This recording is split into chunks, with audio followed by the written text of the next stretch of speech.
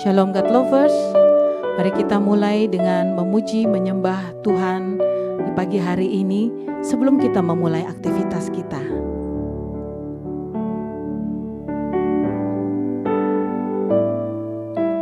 Mampirlah dengar doaku,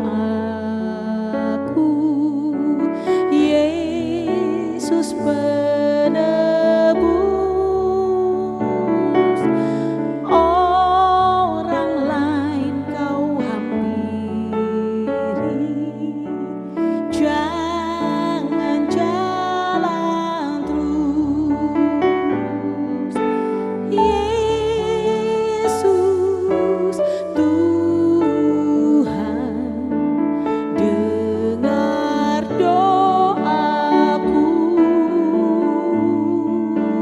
Orang lain kau hampiri, jangan jalan terus. Di hadapan tahta rahmat aku menyembah, tunduk dalam penyesalan.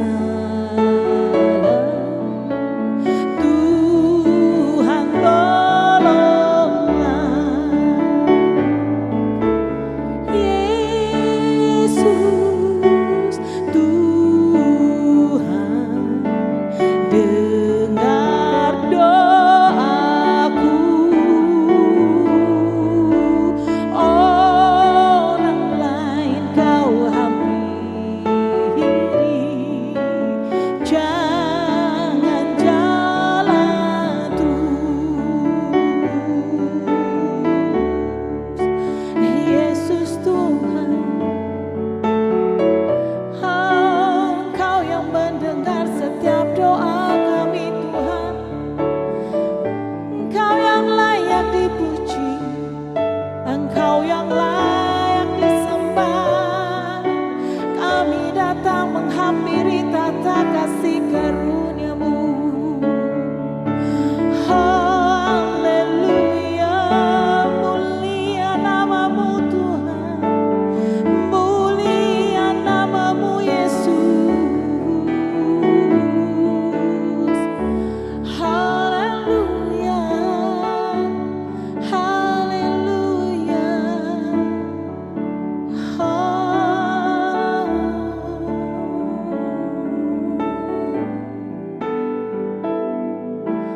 Kaulah sumber penghiburan, Raja hidupku, baik di bumi baik di surga. Siapa bandingmu? Yesus Tuhan, dengar doaku. Orang lain kau hampiri, jangan jalan terus.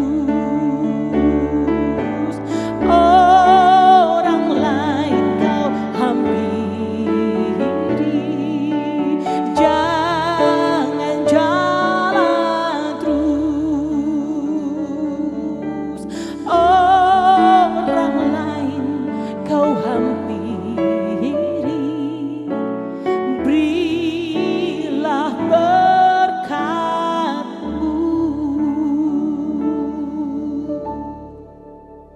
Shalom warga kerajaan, para pemirsa Diaspora TV. Kita jumpa dalam program Words from Heaven. Dan kita memasuki hari yang terakhir, yang ke-6. Selama 6 hari kita belajar tentang Kingdom Worship, penyembahan yang berbasis kerajaan Allah. Dan hari ini saya akan lanjutkan pembahasan dalam Ibrani 12 ayat 28 dan 29. Kemarin saya membahas bagaimana respon kita untuk melaksanakan penyembahan yang berbasis kerajaan. Kemarin saya membahas bagaimana tentang kita harus hidup dalam gaya hidup mengucap syukur. Dan yang berikutnya, karena Alkitab berkata, marilah kita beribadah dengan cara yang berkenan, dengan hormat dan takut. Seperti dalam Ibrani 12 ayat yang ke-28 katakan. Bahkan ayat 29 berkata, sebab Allah kita adalah api yang menghanguskan. Nah, perhatikan baik-baik, ini penting sekali kata ibadah di situ. Kata beribadah digunakan kata Yunani latreo. Di situ berbicara tentang apa? Penyembahan.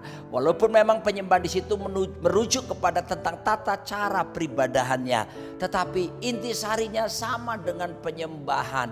Oh, luar biasa. Kita bisa melihat bahwa ada ibadah sejati, ada ibadah tidak sejati. Karena ditulis bahwa kita diminta selain mengucap syukur, beribadah dengan cara yang berkenan. Jadi kalau ada cara yang berkenan, berarti ada cara yang tidak berkenan, bukan? Nah, dalam kata Yunani berkenan di situ adalah eurestos, atau ibadah yang dilakukan dengan cara yang menyenangkan Tuhan. Oh, berarti ada ibadah yang tidak menyenangkan Tuhan. Oh, ada, saudaraku. Kapan itu ibadah yang tidak berkenan sekalipun kelihatan hebat? Ada contoh di dalam Alkitab bagaimana Raja Daud memindahkan tabut perjanjian dari Kiryat Yearim menuju ke Baale Yehuda. Ingat baik-baik, tabut perjanjian berbicara tentang hadirat Tuhan. Tabut perjanjian berbicara tentang pemerintahan Tuhan. Tabut perjanjian berbicara tentang kemuliaan Tuhan. Nah, niat Daud baik sekali, bukan? Dia pindahkan itu, dia siapkan semua 30.000 pasukan praise and worship. Luar biasa, bukan? Musik lengkap pada saat itu. Kereta lembu yang berkualitas ya, mengangkut tabut perjanjian. Daud pakai pakaian raja bahkan ya, limited edition. Gak ada bandingannya, saudaraku, itu terbatas sekali, bukan? Lalu kemudian dia menari-nari sekuat tenaga. Tapi apa yang terjadi? Pada waktu kereta itu tergelincir, imam yang bernama Usa memegang tabut perjanjian. Dan kemudian kita menyaksikan bagaimana Tuhan marah dan membunuh Usa, mati di tempat di tengah pelayanannya. Oh, saudaraku, Daud ketakutan. Lalu Daud menyerahkan sementara waktu tabut perjanjian kepada Obed Edom. Dan Alkitab menjelaskan bagaimana Obed Edom diberkati sekalipun cuma 3 bulan tabut perjanjian dititipkan di rumahnya. Obed Edom mengerti menghormati hadirat Tuhan. Obed Edom menghormati pemerintahan Tuhan, menghormati kemuliaan Tuhan. Akibatnya berkat melimpah. Sikap hati begitu penting di hadapan Tuhan. Saya ungkapkan satu kalimat penting. The danger of worship is worshiping worship. Bahaya dari penyembahan adalah menyembah penyembahan itu sendiri. Saudara, terlalu banyak gereja pusing kepada aransemennya, lagunya kah, fasilitasnya. Perhatikan baik-baik. Daud seperti itu. Daud cuma melihat dari segi penampilan fisiknya. Sekalipun niat hatinya bagus. Waktu dia pulang, dia panggil para imam. Mereka melakukan evaluasi. Kenapa Tuhan marah sampai membunuh Imam Usa ketika melakukan tugasnya. Lalu para imam menunjukkan dalam kitab Taurat bagaimana ada petunjuk untuk memindahkan tabut perjanjian, itu ada aturannya. Dan Daud menemukan dia telah melakukan 4 kesalahan. Yang pertama, dia tidak meminta petunjuk Tuhan. Teman-teman pelaku praise and worship, mari kita terus bergantung sama Tuhan, minta tuntunan Tuhan siapapun kita. Supaya lewat firman Tuhan yang kita lakukan, kita harus selaraskan dengan firman Tuhan. Kesalahan kedua, tabut diangkat lewat kereta lembu padahal Tuhan mau. Dipikul oleh Imam Lewi secara manual seperti ini. Dan berikutnya kesalahan ketiga, Daud tidak mempersembahkan korban apa-apa. Tapi selebihnya Daud merubah setiap 6 langkah.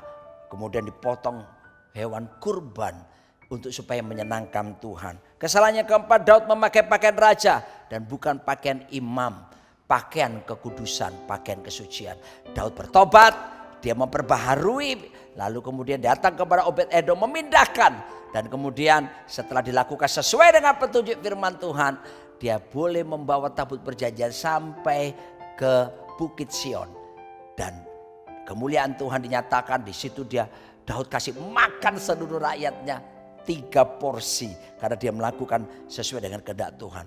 Artinya Tuhan lebih tertarik pada perbuatan yang benar lebih dari semua kemewahan yang kita punya. Tuhan melihat hati loh. Dan motivasi kita boleh baik. Tapi kalau cara yang kita lakukan tidak berkenan di hadapan Tuhan, tetap salah di hadapan Tuhan. Oleh sebab itu mari kita perbaiki, melihat hati kita, siapapun kita, mari. Sebab segala sesuatu yang kita lakukan, mari lakukan dengan sungguh-sungguh seperti untuk Tuhan dan bukan untuk manusia. Itulah sesungguhnya intisari penyembahan kita. Anda dan saya dipanggil untuk menjadi penyembah. Tuhan tidak sibuk mencari penyembahan.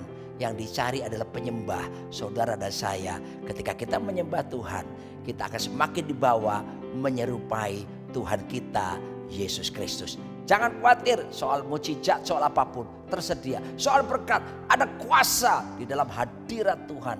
Dan saya menulis buku Kingdom Worship, Anda bisa mendapatkannya. Mari kita berdoa bersama-sama. Bapa Surgawi, berkati seluruh umat-Mu. Temukan kami sebagai penyembah-penyembah yang sejati. Yang menyembah Engkau dalam roh dan kebenaran.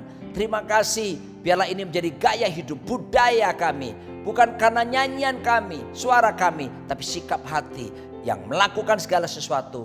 Melakukan dengan sungguh-sungguh seperti untuk Tuhan dan bukan untuk manusia. Ajari kami juga menghormati kesucian-Mu Tuhan.